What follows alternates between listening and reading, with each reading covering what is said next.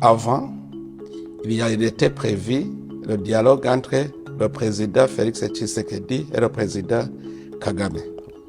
Kagame s'est absenté. C'était à Luanda.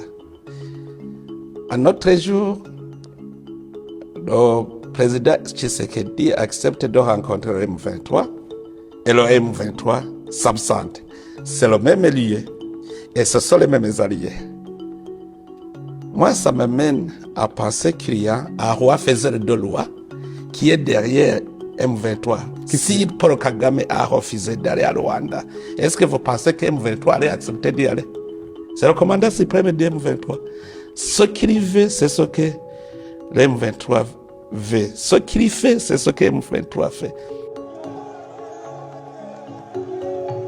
J'ai fait des navettes, Kinshasa, M23, demandez eux. Et je suis arrivé loin, jusqu'à ce qu'ils acceptent d'être cantonnés afin d'être identifiés. Est-ce que j'étais parti ou je faisais la médiation entre les deux? Le président Tshisekedi avait refusé de dialoguer avec M23. Qui l'a convaincu? C'était moi, parce que je disais quand même, ils sont des Congolais.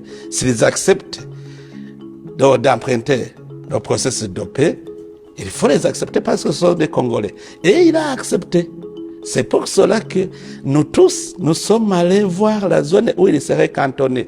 L'Angola était désigné pour sécuriser les M23 qui seraient cantonnés. Donc, moi, j'étais comme médiateur et j'avais réussi. Mais comme il y a un roi faiseur de loi qui est derrière, peut-être c'est lui qui les a incités à ne pas rebrousser chemin.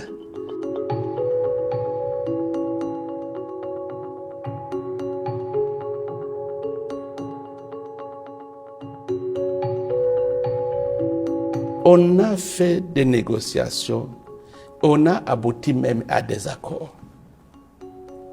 Mais quand il s'agissait de mettre en œuvre des choses sur lesquelles nous nous sommes convenus, le Rwanda a refusé.